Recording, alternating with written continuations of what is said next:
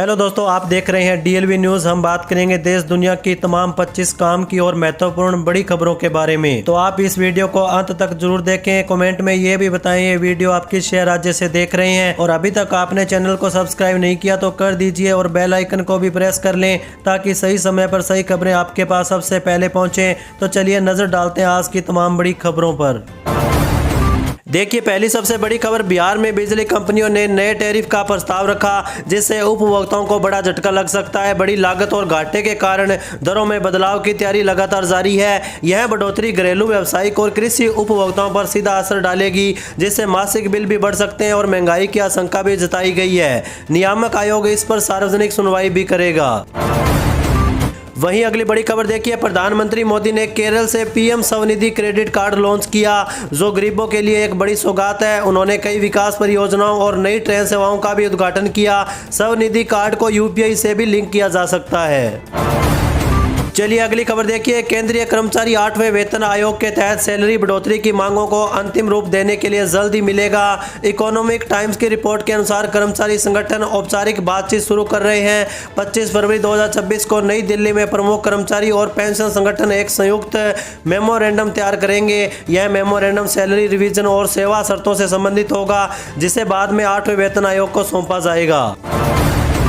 वहीं देखिए दोस्तों, मुख्यमंत्री योगी आदित्यनाथ ने कंप्लायंस रिडक्शन और री रेगुलेशन फेज 2 की समीक्षा की। उन्होंने कहा कि प्रशासन भरोसे पर आधारित हो और अनावश्यक नियम हटाकर नागरिकों व उद्यमियों को राहत मिले। सुधार कागजों में नहीं, जमीन पर दिखना चाहिए। फेज 1 में यूपी सर्वश्रेष्ठ राज्य रहा। अब भूमि उपयोग, निर्माण, ऊर्जा और पर्यावरण जैसे क्षेत्रों में प्रक्रियाओं को सरल, पारदर्शी और ऑनलाइन किया जाएगा, जिससे जनता और व्यापारियों को बड़ी राहत मिलेगी। वहीं अगली बड़ी खबर देखिए, आईआईटी कानपुर में लगातार छात्र आत्महत्याओं पर केंद्र सरकार ने गंभीर रुख अपनाया। शोध छात्र रामस्वरूप की मृत्यु के बाद केंद्रीय शिक्षा मंत्रालय ने मानसिक स्वास्थ्य सुरक्षा और परामर्श व्यवस्थाओं की समीक्षा के लिए प्रोफेसर अनिल डी सहबुद्दे की अध्यक्षता में एक 3 सदस्यीय उच्च स्तरीय समिति गठित की है। यह समिति 15 दिनों में अपनी रिपोर्ट सौंपेगी, जिसमें जुलाई 2023 के दिशा निर्देशों के अनुपालन और मौजूदा प्रणालियों की प्रभावशीलता की जाँच की जाएगी। चलिए आगे बढ़ते हैं अपन खबरों में। देखिए, अमेरिकी राष्ट्रपति ट्रंप ने दावोस से लौटते हुए ईरान को कड़ी चेतावनी दी है। उन्होंने दावा किया कि अमेरिका का बड़ा नौसैनिक बेड़ा ईरान की ओर बढ़ रहा है और वे उसकी गतिविधियों पर करीब से नजर रखे हुए हैं। इस चेतावनी से ईरान के खिलाफ अमेरिकी कार्रवाई की आशंका बढ़ चुकी है। वही दोस्तों देखिए, इंदौर शहर के भागीरथपुरा में दूषित जल कांड के बाद अब जिले के महू तहसील मुख्यालय के पति बाजार क्षेत्र में 10 से 15 दिनों में 19 बच्चों सहित करीब 25 लोग पीलिया, टाइफाइड सहित अन्य बीमारियों के चपेट में आए। कई बच्चों को अस्पताल में भर्ती कराया गया है। नागरिकों के अनुसार क्षेत्र में नलों में गंदा पानी, बदबूदार और मटमैला पानी आ रहा है। इसी के साथ अगली बड़ी खबर देखिए, प्रधानमंत्री नरेंद्र मोदी ने केरल का दौरा किया। इस दौरान वे नवाचार और उद्यमिता केंद्र की नींव रखेंगे और चुनाव वाले राज्य में 4 नई रेल सेवाओं को हरी झंडी भी दिखाएंगे। साथ ही प्रधानमंत्री शहरी आजीविका मजबूत करने के प्रयासों के तहत पीएम स्वनिधि क्रेडिट कार्ड जारी किया जाएगा। यह रेहड़ी पटरी वालों के लिए वित्तीय समावेशन के अगले चरण का प्रतीक है। वहीं अगली खबर देखिए, दिल्ली एनसीआर में वायु गुणवत्ता में सुधार के बाद ग्रेडेड रिस्पॉन्स एक्शन प्लान के तीसरे चरण के सभी प्रतिबंध हटा दिए गए हैं। वायु गुणवत्ता प्रबंधन आयोग ने यह फैसला प्रदूषण स्तर में गिरावट के आधार पर लिया। अब BS3 पेट्रोल और BS4 डीजल वाहनों पर लगी रोक हटा दी गई है। साथ ही निर्माण कार्य, ईंट भट्टे और गैर जरूरी डीजल ट्रकों को भी फिर से अनुमति मिल चुकी है। ग्रेप 1 और 2 के प्रतिबंध भी जारी रहेंगे। चलिए अगली खबर देखिए, उत्तर प्रदेश के पूर्वांचल और बुंदेलखंड के 37 पिछड़े जिलों के विकास के लिए अगले वित्तीय वर्ष 2026-27 में 1900 करोड़ रुपए आवंटित किए जा सकते हैं। यह राशि चालू वित्तीय वर्ष से 700 करोड़ रुपए अधिक होगी। संतुलित क्षेत्रीय विकास निधि के तहत यह बजट प्रस्तावित किया गया है, जिसका उपयोग बुनियादी ढांचे, शिक्षा, स्वास्थ्य और अन्य विकास कार्यों के लिए किया जाएगा। त्वरित आर्थिक विकास योजना के लिए भी 2400 करोड़ रुपए का प्रस्ताव रखा गया है। वहीं दोस्तों देखिए, बिहार सरकार ने बैंकों को राज्य के प्रति जिम्मेदार बनाने के लिए 2 नई पहल शुरू की है। अब प्रदर्शन के आधार पर बैंकों की रैंकिंग होगी और सरकार केवल बेहतर प्रदर्शन करने वाले बैंकों से ही लेन देन करेगी। वित्त मंत्री विजेंद्र प्रसाद यादव ने घोषणा की है। कम क्रेडिट डिपॉजिट अनुपात, किसान क्रेडिट कार्ड में अरुचि और बढ़ते NPA पर चिंता व्यक्त की गई है। बैंकों को चेतावनी दी गई है कि सुधार न करने पर सुविधाएं छीनी जा सकती है। वहीं अगली बड़ी खबर देखिए, संसदीय कार्य मंत्री किरण रिजिजू आगामी बजट सत्र से पहले 27 जनवरी को संसद के दोनों सदनों के फ्लोर लीडर की सर्वदलीय बैठक आयोजित करेंगे। बैठक में सत्र का एजेंडा तय होने और सुचारू कार्रवाई सुनिश्चित करने जाने की उम्मीद है। सूत्रों के अनुसार यह बैठक संसद के मुख्य समिति कक्ष में की जाएगी। चलिए आगे बढ़ते हैं अपन खबरों में। देखिए, दिल्ली की प्रसाद नगर में 10 वर्षीय बच्ची से दुष्कर्म के आरोप में एक ई रिक्शा चालक दुर्गेश को गिरफ्तार किया गया। आरोपी ने बच्ची को चाय का लालच देकर जंगल में ले जाकर वारदात को अंजाम दिया था। पुलिस ने सीसीटीवी फुटेज और पीड़िता के विवरण के आधार पर गहन जांच के बाद उसे पकड़ा। अपराध में प्रयुक्त रिक्शा और खून से सने कपड़े भी बरामद किए गए। वहीं दोस्तों देखिए, उत्तर प्रदेश सरकार ने गणतंत्र दिवस पर 51 जिलों में तिरंगा फहराने के लिए मंत्रियों की तैनाती की। मुख्यमंत्री योगी आदित्यनाथ लखनऊ में झंडा फहराएंगे, जबकि उप मुख्यमंत्री केशव प्रसाद मौर्य प्रयागराज में और ब्रजेश पाठक लखनऊ में कार्यक्रम में शामिल होंगे। यह निर्णय राज्य भर में गणतंत्र दिवस समारोह में व्यापक भागीदारी सुनिश्चित करेगा। चलिए अगली खबर देखिए, उत्तर प्रदेश दिवस 24 जनवरी को मनाया जाएगा। लखनऊ में मुख्य समारोह में केंद्रीय गृह मंत्री अमित शाह मुख्य अतिथि होंगे। राज्य में सीएम योगी आदित्यनाथ भी शामिल रहेंगे। राज्य के सभी जिलों में कार्यक्रम आयोजित होंगे, जिसके लिए मंत्रियों को जिम्मेदारी सौंपी गई है। विधान परिषद सदस्यों और विभिन्न बोर्डों के अध्यक्षों को भी अन्य जिलों के कार्यक्रमों में शामिल होने के निर्देश दिए गए हैं।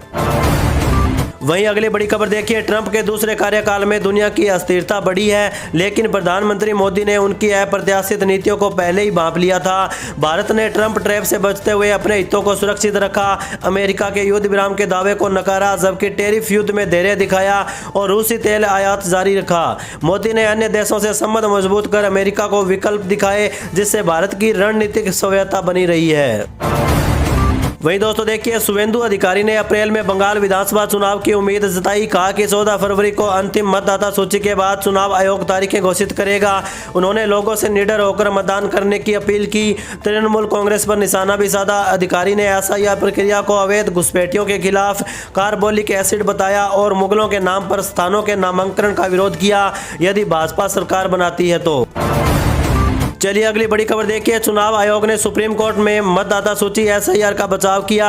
आयोग ने बिहार में एसआईआर को चुनौती देने वाली याचिकाओं को जुर्माने के साथ खारिज करने का आग्रह किया। आयोग ने तर्क दिया कि 66 लाख नाम हटाए गए में से किसी ने भी अदालत का रुख नहीं किया। यह प्रक्रिया निष्पक्ष और न्याय संगत है और इसे आधारहीन जांच के अधीन नहीं किया जा सकता। वहीं अगली खबर देखिए, केंद्र सरकार ने 2027 में होने वाली जनगणना के महत्वपूर्ण कदम उठाया। गुरुवार को जारी नोटिफिकेशन में पहले चरण के लिए 33 सवालों की सूची जारी की गई है, जिसमें मकान की स्थिति, परिवार की जानकारी, वाहन स्वामित्व, इंटरनेट सुविधा, पीने के पानी का स्रोत, शौचालय, एलपीजी कनेक्शन और मुख्य अनाज जैसी डिटेल शामिल रखी गई है। परिवार के मुखिया को यह जानकारी देनी होगी। वहीं दोस्तों देखिए, उत्तर प्रदेश में राष्ट्रीय सड़क सुरक्षा माह 2026 के तहत परिवहन विभाग सड़क सुरक्षा को कम करने और यातायात नियमों के प्रति जागरूकता बनाए रखने के लिए अभियान चलाया गया। 1 से 31 जनवरी तक चले इस अभियान में helmet, seat belt, over speeding और गलत साइड ड्राइविंग जैसे उल्लंघनों पर हजारों चालान किए गए। स्कूली वाहनों की जांच और अवैध पार्किंग पर भी कार्रवाई हुई, जिससे सुरक्षित यातायात को बढ़ावा मिला। चलिए अगली खबर देखिए, ग्रेटर नोएडा में सॉफ्टवेयर इंजीनियर की मौत पर सपा प्रमुख अखिलेश यादव ने सरकार को जिम्मेदार ठहराया। उन्होंने कहा कि घटनास्थल पर पहुंचने के बावजूद अधिकारी इंजीनियर को बचा नहीं पाए। अखिलेश ने मीडिया को भी नसीहत दी है कि मौत के बाद किसी की छवि खराब करने वाले वीडियो न चलाए जाए। इस घटना ने सरकार के लिए मुश्किलें बढ़ा दी है और जनता में आक्रोश भी बढ़ चुका है। वहीं दोस्तों देखिए, दिल्ली सरकार नागरिकों को इस समस्याओं को त्वरित समाधान हेतु दिल्ली मित्र पोर्टल शुरू करेगी। मुख्यमंत्री रेखा गुप्ता ने अधिकारियों को सभी विभागों को इससे जोड़ने और तकनीकी कार्य शीघ्र पूरा करने का निर्देश दिया। यह पोर्टल सरकार नागरिक संवाद का सीधा माध्यम बनेगा, जिससे शिकायत निवारण प्रक्रिया सरल, तेज और विश्वसनीय होगी। मुख्यमंत्री ने परियोजनाओं की निगरानी और गर्मी के लिए आवश्यक सेवाओं की सुनिश्चितता पर जोर दिया। चलिए आगे बढ़ते हैं अपन खबरों में। देखिए, बिहार राज्य सरकार की 125 यूनिट मुफ्त बिजली योजना का असर पटना में दिख रहा है। दिसंबर में पेशू के 39.33% घरेलू उपभोक्ताओं का बिजली बिल शून्य रहा, जिससे 2.5 लाख से अधिक परिवारों को सीधा लाभ मिला। यह योजना आर्थिक राहत के साथ साथ ऊर्जा संरक्षण को भी बढ़ावा दे रही है। फरवरी मार्च में और अधिक उपभोक्ताओं को शून्य बिल मिलने की उम्मीद है, क्योंकि इन महीनों में बिजली की खपत कम होती है।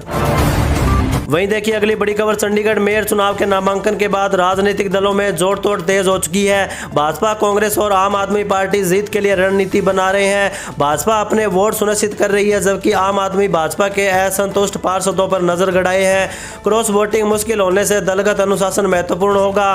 कांग्रेस भी नए समीकरण बनाने में जुटी है, जिससे आम आदमी पार्टी पार्षद को डिप्टी मेयर के लिए प्रस्तावित किया गया। वहीं अगली बड़ी खबर देखिए, राजस्थान के नागरिकों को आज बड़ी सौगात मिल गई है। मुख्यमंत्री भजनलाल शर्मा ने 22 जनवरी को मुख्यमंत्री किसान सम्मान निधि योजना की 5वीं किस्त जारी कर दी है। साथ ही मुख्यमंत्री रसोई गैस सब्सिडी योजना, मुख्यमंत्री दूध उत्पादक संबल योजना, निर्माण श्रमिकों और किसानों को कृषि आदान अनुदान सहायता और पीएम आवास योजना के लाभार्थियों के खाते में भी पैसा भेजा गया। मुख्यमंत्री का कार्यक्रम सिरोही में रखा गया। मुख्यमंत्री भजनलाल शर्मा ने प्रदेश के नागरिकों को विभिन्न योजनाओं के तहत 1590 करोड़ रुपए भेजे। वहीं अगली बड़ी खबर देखिए, कांग्रेस ने मनरेगा को बंद करने के विरोध में 45 दिवसीय मनरेगा बचाओ संग्राम अभियान शुरू किया, जो 25 फरवरी तक चलेगा। यह अभियान वीबीजी रामजी कानून को वापस लेने और मनरेगा को उसके मूल अधिकारी आधार स्वरूप में बहाल करने की मांग करता है। इसमें जिला मुख्यालयों पर प्रेस वार्ता, उपवास, चौपाल और रैलियां शामिल होंगी। कांग्रेस का लक्ष्य काम के अधिकार और आजीविका की बहाली करना है। चलिए आगे बढ़ते हैं अपन खबरों में। देखिए, असदुद्दीन ओवैसी के हिजाब पहनी बेटी भी देश की प्रधानमंत्री बन सकती है, इस वाले बयान पर विवाद छिड़ चुका है। असम के मुख्यमंत्री हिमंत बिस्वा शर्मा ने पलटवार करते हुए कहा कि भारत एक हिंदू राष्ट्र है और इसका प्रधानमंत्री हमेशा हिंदू ही होगा। भाजपा ने ओवैसी को चुनौती दी है कि वे पहले अपनी पार्टी का अध्यक्ष किसी हिजाबदारी महिला या पसमंदा समुदाय के व्यक्ति को बनाकर दिखाएं। वहीं दोस्तों देखिए, झारखंड में नगर निकाय चुनाव बैलेट पेपर से होंगे, जिसमें मेयर, अध्यक्ष और वार्ड पार्षद के वोट एक ही बैलेट बॉक्स में डाले जाएंगे। मेयर के लिए गुलाबी और पार्षद के लिए सफेद मतपत्र होंगे। राज्य निर्वाचन आयोग ने 45 लाख मतपत्र छपवाए। ईवीएम की अनुपलब्धता के कारण यह निर्णय लिया गया, जिससे मतगणना में देरी की संभावना है। चुनाव की घोषणा जल्द होने की उम्मीद है। चलिए अगली बड़ी खबर देखिए, दिल्ली हाईकोर्ट ने केंद्र सरकार को एक सेवानिवृत्त कर्मचारी की लिव इन पार्टनर और बच्चों को फैमिली पेंशन व सीजीएचएस सुविधाओं में शामिल करने पर विचार करने का निर्देश दिया। कोर्ट ने कहा कि यह रिश्ता कभी नहीं छिपाया गया था और गंभीर दुराचार के बिना पेंशन लाभ रोकना गलत था। कोर्ट ने 2018 के सीएटी आदेश को रद्द करते हुए रोकी गई पेंशन राशि ब्याज सहित जारी करने का आदेश दिया। वहीं देखिए, राशन कार्ड धारकों को 15 जनवरी तक ई-केवाईसी कराना अनिवार्य होगा। ऐसा न करने पर राशन कार्ड रद्द हो जाएगा और उपभोक्ता आयुष्मान योजना के लाभ से वंचित हो सकते हैं। सरकार अपात्रों पर शिकंजा कसने के लिए यह कदम उठा रही है। जिले में अभी 20% कार्ड धारकों की केवाईसी बाकी है। डीएसओ ने सभी से समय पर केवाईसी कराने की अपील की। इसी के साथ अगली खबर देखिए, मुख्यमंत्री डॉक्टर मोहन यादव द्वारा वर्ष 2026 को कृषि कल्याण वर्ष के रूप में मनाने की घोषणा पूरी तरह से अमल में आने जा रही है। प्रदेश सरकार का यह निर्णय किसानों के कल्याण, खेती को लाभकारी बनाने और ग्रामीण अर्थव्यवस्था को मजबूत करने की दिशा में एक बड़ा कदम माना जाएगा। वहीं देखिए अगली बड़ी खबर, मुख्यमंत्री भगवंत मान ने बठिंडा में हाईटेक लाइब्रेरी का उद्घाटन किया और छात्रों से मुलाकात की। उन्होंने आतिशी विवाद पर भाजपा पर धर्म और नफरत की राजनीति करने का आरोप लगाया और कहा कि आतिशी के भाषण को तोड़ मरोड़ कर पेश किया गया। सीएम ने पहले दिन 90 करोड़ की विकास परियोजनाओं का भी अनावरण किया। पंजाब में चुनावी माहौल गर्म हो चुका है, सभी दल सक्रिय हो चुके हैं। चलिए आगे बढ़ते हैं अपन खबरों में। देखिए, हिमाचल प्रदेश उच्च न्यायालय के आदेश के बाद अब राज्य निर्वाचन आयुक्त अनिल खाची ने सोमवार को आयोग की बैठक बुलाई। न्यायालय ने 30 अप्रैल से पहले पंचायतों और शहरी निकायों के चुनाव कराने का निर्देश दिया। बैठक में न्यायालय के आदेशों पर चर्चा होगी और आगामी रणनीति तय की जाएगी। पंचायत पुनर्गठन और आरक्षण रोस्टर जैसे मुद्दों पर भी सरकार के साथ मिलकर निर्णय लिया जाएगा, ताकि चुनाव समय पर संपन्न हो सके। वहीं दोस्तों देखिए, अमेरिकी नागरिकता, H1B वीजा सहित कई आवर्जन लाभों के प्रीमियम प्रोसेसिंग फीस में वृद्धि की घोषणा की गई है, जो 1 मार्च से प्रभावी होगी। यूएसए ने कहा कि प्रीमियम प्रोसेसिंग फीस में वृद्धि जून 2023 से जून 2025 तक महंगाई की मात्रा के मद्देनजर रखते हुए की गई है। इसी के साथ अगली बड़ी खबर देखिए, हरियाणा सरकार ने गंभीर बीमारियों से पीड़ित महिलाओं को बड़ी राहत दी है। दीनदयाल लाडो लक्ष्मी योजना का लाभ अब कैंसर, हीमोफीलिया, थैलेसीमिया और सिकल सेल एनीमिया जैसी जूझ रही महिलाओं को भी मिलेगा। उन्हें हर महीने 2100 अतिरिक्त मिलेंगे, जिसमें 1100 रुपये बचत खाते में और 1000 RD में जमा होंगे। वहीं देखिए दोस्तों, केंद्रीय गृह मंत्री अमित शाह ने 2047 तक विकसित भारत के लिए आत्मनिर्भरता, स्वदेशी और स्वभाषा अपनाने पर जोर दिया। उन्होंने अपनी 2 दिवसीय राजस्थान यात्रा के दूसरे दिन शनिवार को जोधपुर में कहा कि नरेंद्र मोदी सरकार ने 11 साल में भारत को वैश्विक नेतृत्व, निर्यात, स्टार्टअप और डिजिटल अर्थव्यवस्था में अग्रणी बनाया। चलिए अगली खबर देखिए। इंदौर के भागीरथपुरा में दूषित पानी से एक और महिला सुनीता वर्मा की मौत हो गई, जिससे मृतकों की संख्या 21 हो चुकी है। 11 मरीज अभी भी आईसीयू में गंभीर हालत में भर्ती है। जांच में पानी में मलमूत्र की मिलावट और खतरनाक बैक्टीरिया पाए गए। प्रशासन ने क्षेत्र में बोरिंग के पानी को पीने पर प्रतिबंध लगा दिया है। केवल शुद्ध पेयजल की आपूर्ति सुनिश्चित की जा रही है। वहीं दोस्तों देखिए, अलीगढ़ को जल्द ही 100 नई ई बसें मिलेंगी, जिससे यात्रियों को पुरानी बसों से राहत मिलेगी। नगर विकास विभाग द्वारा 2 चरणों में ये बसें उपलब्ध कराई जाएंगी, जो अलीगढ़ से 150 किलोमीटर तक चलेगी। गांधी पार्क बस स्टैंड पर मरम्मत के लिए वर्कशॉप तैयार किए जा रहे हैं। ये बसें आगरा, मथुरा, पलवल जैसे मार्गों पर चलेगी, जिससे ग्रामीण और शहरी दोनों यात्रियों को लाभ होगा। वहीं दोस्तों देखिए, मुख्यमंत्री ब्रजेश पाठक ने कानपुर में विकसित भारत गारंटी फॉर रोजगार और आजीविका मिशन ग्रामीण VBG रामजी पर बातचीत की। उन्होंने विपक्ष पर दुष्प्रचार का आरोप लगाते हुए कहा कि यह योजना ग्रामीण मजदूरों को 185 दिन का रोजगार देगी। काम न मिलने पर 15 दिन में बेरोजगारी भत्ता मिलेगा और मजदूरी में देरी पर ब्याज सहित भुगतान होगा। यह मनरेगा की कमियों को दूर कर भ्रष्टाचार पर लगाम लगाएगी।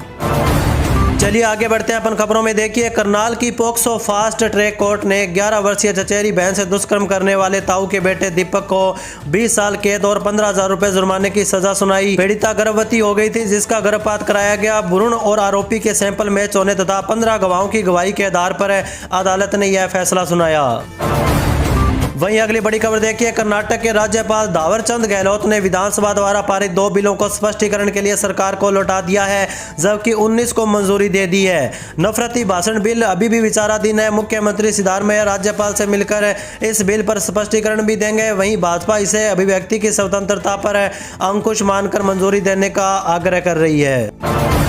वहीं दोस्तों देखिए, नाबालिगों के आपसी रिश्तों पर कानून की सख्ती को लेकर सुप्रीम कोर्ट ने चिंता जताई। सुप्रीम कोर्ट ने नाबालिगों की सुरक्षा से जुड़े कानून पोक्सो एक्ट को लेकर केंद्र सरकार से कहा कि वह कानून में ऐसा प्रावधान लाने में सोचे जिससे आपसी सहमति से बने किशोर किशोरी के रिश्तों का अपराध न माना जाए। सुप्रीम कोर्ट का कहना है कि पोक्सो एक्ट बच्चों को शोषण से बचाने के लिए बनाया गया है, लेकिन कई मामलों में इसका इस्तेमाल आपसी सहमति वाले रिश्तों के खिलाफ हो रहा है। अक्सर देखा जाता है कि परिवार की नाराजगी या सामाजिक दबाव के कारण लड़के पर मामला दर्ज किया जाता है, जबकि रिश्ता दोनों की सहमति से बना होता है। वहीं अगली बड़ी खबर देखिए, महाराष्ट्र में महानगरपालिका चुनाव के कैंपेन के लिए अब सिर्फ 3 दिन बाकी है। इसको ध्यान में रखते हुए सभी राजनीतिक पार्टियां पूरी ताकत के साथ प्रचार प्रसार में जुट चुकी है। प्रत्याशी और उनके कार्यकर्ता मतदाताओं के घर घर जाकर वोट मांग रहे हैं। आगामी 13 जनवरी की शाम को चुनाव के लिए प्रचार थम जाएगा। फिर 15 जनवरी को महानगरपालिका चुनाव के लिए मतदान होगा। इसके अगले दिन यानी 16 जनवरी को चुनाव का परिणाम घोषित किया जाएगा। वहीं अगली बड़ी खबर देखिए, उत्तर प्रदेश के परिषदीय विद्यालयों में कक्षा 3 से 5 तक के 6.5 लाख छात्रों को फर्श पर नहीं बैठना पड़ेगा। बेसिक शिक्षा विभाग ने 155 करोड़ रुपए स्वीकृत किए, जिससे 20 जिलों के 12,365 स्कूलों में डेस्क बेंच खरीदे जाएंगे। यह खरीद सरकारी जेम पोर्टल के माध्यम से होगी, जिससे गुणवत्ता और पारदर्शिता सुनिश्चित की जाएगी। चलिए आगे बढ़ते हैं अपन खबरों में। देखिए, दिल्ली विधानसभा में मुख्यमंत्री रेखा गुप्ता ने उपराज्यपाल के अभिभाषण पर चर्चा के दौरान विपक्ष पर पलटवार किया। उन्होंने आम आदमी सरकार पर हजारों करोड़ की वित्तीय देनदारियां छोड़ने का आरोप लगाया और कहा कि उनकी सरकार घोषणा पत्र के हर बिंदु पर काम करेगी। सीएम ने आम आदमी पार्टी पर महिला मुख्यमंत्री को स्वीकार न करने और जानबूझकर झूठ बोलने का भी आरोप लगाया। साथ ही अपनी सरकार के 11 महीने के कार्यकाल की उपलब्धियां भी गिनवाई। वहीं अगली बड़ी खबर देखिए, कांग्रेस ने मोदी सरकार की विदेश नीति पर तीखे सवाल उठाए। खासकर चीनी कंपनियों पर से प्रतिबंध हटाने की कथित तैयारी को लेकर मल्लिकार्जुन खड़गे ने इसे यू टर्न और गलवान बलिदान का अपमान बताया, जबकि जयराम रमेश ने इसे चीनी के सामने सोची समझी हार का करार दिया। कांग्रेस ने सरकार से बजट सत्र में इस नीति पर स्पष्टीकरण मांगा है, जिसमें अमेरिकी टैरिफ विवाद और रूस से तेल आयात पर अमेरिकी टिप्पणी भी शामिल है।